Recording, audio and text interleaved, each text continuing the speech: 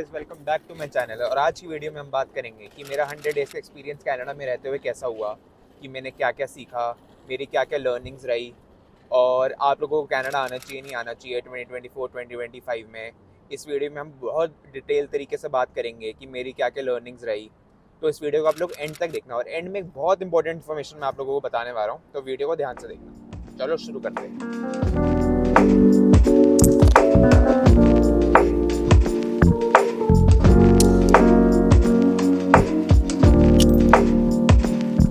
तो गैस, बचपन से ही मेरा एक सपना था कि मुझे अब्रॉड पढ़ना है। मुझे एक बार अब्रॉड अपनी लाइफ में चाहे एजुकेशन के लिए क्या सेटलमेंट के लिए, मुझे नहीं पता था कि मैं कभी अब्रॉड सेटल होऊंगा नहीं होऊंगा। बट मेरा एक बचपन से ही सपना था कि मुझे एक बार अब्रॉड जाना है, कि चाहे कनाडा, ऑस्ट्रेलिया, यूके, यूएस कहीं पे भी जाना है। तो मेरा एक बचपन से ही सपना था कि मुझे एक बार बाहर स्टडी ज़रूर करनी है। तो मैं उस चीज़ के लिए तो ग्रेटफुल हूँ कि मेरा एक सपना पूरा हुआ। भी लाइफ का भी और भी सपने पूरे करने हैं, बट एक सपना ज़रूर पूरा हुआ। तो एक चीज़ जो कनाडा में मुझे सबसे पहले जो एक फील हुई, मतलब जो मैंने यहाँ पे नोटिस करी लोगों में भी, इमिग्रेंट्स में भी, और इवन स्टूडेंट्स में भी, चाहे वो इंडियन स्टूडेंट्स हो क्या वो कैनेडियन सिटीजन्स हो, कि जब तुम कनाडा आ जाते हो उसके बाद ना एक जो सोसाइटी का वो होता है कि एक सोसाइटी, जैसे इंडिया में एक सोसाइटी होती है हमारी, इवन पाकिस्तान की भी कुछ ऑडियंस है मेरी, बांग्लादेश की भी कुछ ऑडियंस है। तो जैसे हमारी सोसाइटी होती है, कम्युनिटी बेस्ड होती है, एक इमोशनल सोसाइटी होती है कि जो हमको करना है वो करना है, एक फैमिली ओरिएंटेड सोसाइटी होती है। बट कनाडा ऐसा नहीं है। कनाडा में थोड़ा सा ये इंडिविजुअल सोसाइटी है। मतलब इनकी जो सोसाइटी वर्क का जो तरीका है बहुत अलग है।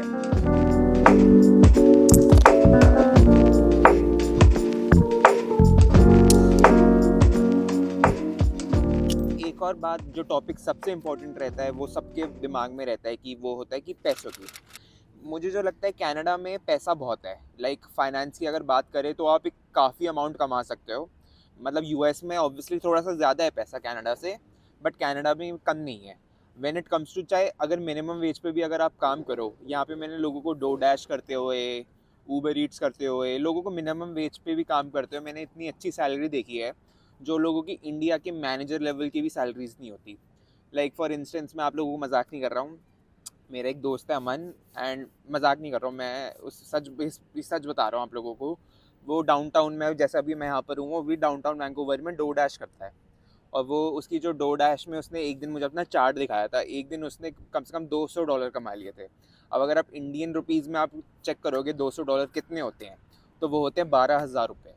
आप खुद सोचो कि मतलब वो एक दिन मेहनत करने के बाद 12,000 रुपये कमाता है, और ये वो ऑलमोस्ट एवरी डे करता है, डो डैश करता है कनाडा में। और डो डैश इंडिया का क्या हुआ, वो हो गया इंडिया का स्विगी, हो गया इंडिया का जोमेटो, हो गया। मतलब जो एक मंथली ड्राइवर इतना कमाता है स्विगी पे, मेरे हिसाब से इतना कमाता होगा, मैं एक्सपेक्ट कर रहा हूँ कि यार इतना वेज कमाता होगा कि वो मंथली 12,000 रुपये 16,000 रुपये कमाता होगा स्विगी से, जोमेटो से। वो बंदा एक दिन में ही $200 कमा गया। मतलब आप $200 अमाउंट सोचो, मतलब 12,000 रुपये इंडियन रुपीज़ की अगर बात करें, तो बात आ जाती है पैसों की। तो कनाडा में पैसा बहुत है, और मैं लोगों को इतना अच्छा कमाते हुए भी देखा है। और जो इंडियन कम्युनिटीज़ 25 साल पहले आई थी, 20 साल पहले आई थी, they are doing an excellent job. By the way, Canada का डाउनटाउन है, तो मैं यहाँ पे खड़ा हुआ था, तो मुझे लगा कि आपको एक बार यहाँ का एक सीनरी दिखा दूँ। बाकी एक और कनाडा का फैक्ट जो है कि कनाडा बड़ा सुंदर भी है, साथ साथ ही कनाडा बड़ा साफ़ भी है।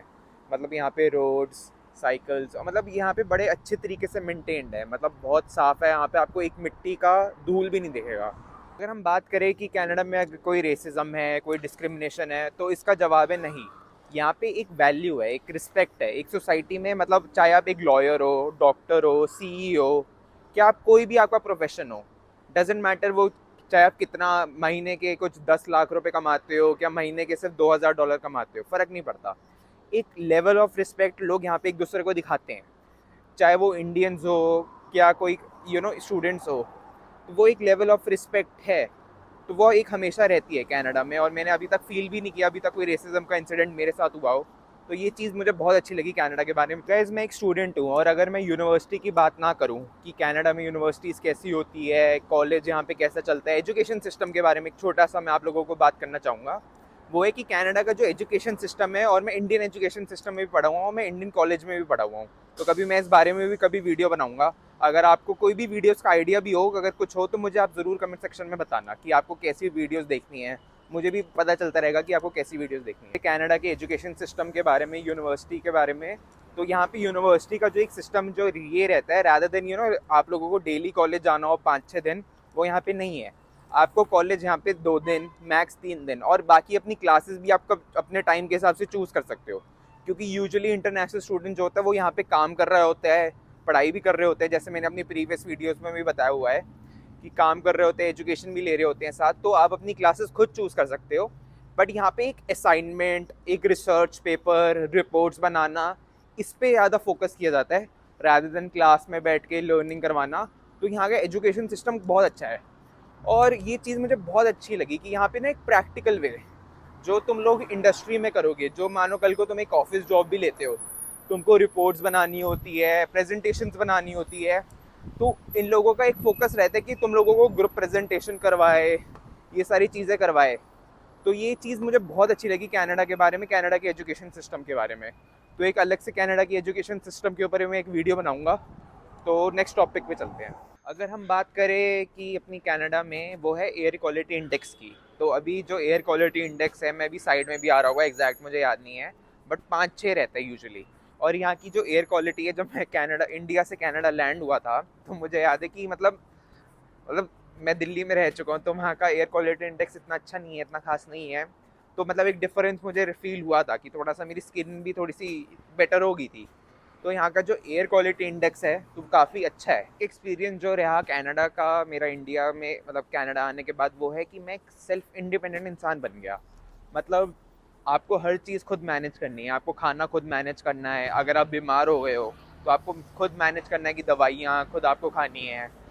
तो बाकी मैं एक एडवाइस दूंगा सारे इंटरनेशनल स्टूडेंट्स को, मेरे भाई बहन जो भी बैठे हैं, वो है कुकिंग सीख के आना। मैं भी कुकिंग सीख के आया था, इतनी खास नहीं कुकिंग सीख के आया था, बट लकीली मेरी जॉब लग गई थी।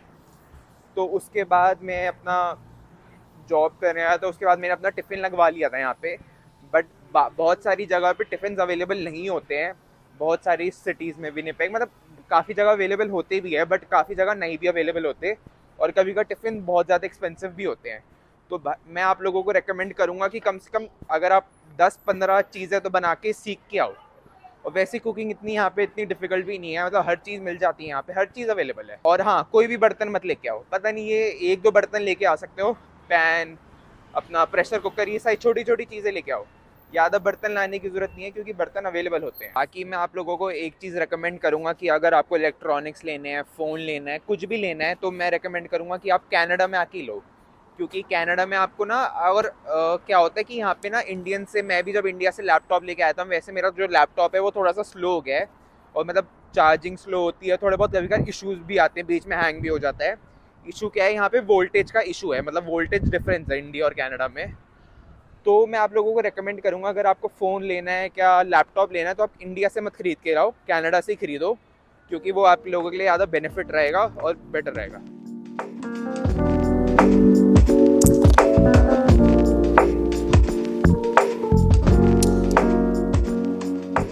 बाकी देखो गाइस, ये बात तो सच है कि तुम लोगों को एक्सेप्ट करनी पड़ेगी यहाँ पे सारे इमिग्रेंट्स को, स्टूडेंट्स को, कोई भी कनाडा आ रहा है तो वो ये है कि सबको ज़ीरो से स्टार्ट करना पड़ेगा अपनी जर्नी, चाहे आप कॉर्पोरेट में हो, कहीं पे भी हो, क्योंकि इंडियन एक्सपीरियंस की कंपेरेटिवली वैल्यू यहाँ पे कम है।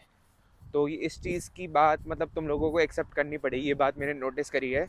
यहाँ पे इंडियन एक्सपीरियंस को इतना वैल्यू नहीं किया जाता, कुछ सेक्टर्स में तब भी वैल्यू किया जाता है, टेक्निकल सेक्टर्स हो गया, कि स्केल ओरिएंटेड सेक्टर्स हो गया, वहाँ पे वैल्यू किया जाता है, बट थोड़ा सा इंडियन एक्सपीरियंस को इतनी वैल्यू नहीं मिलती कंपेयर कनाडा में।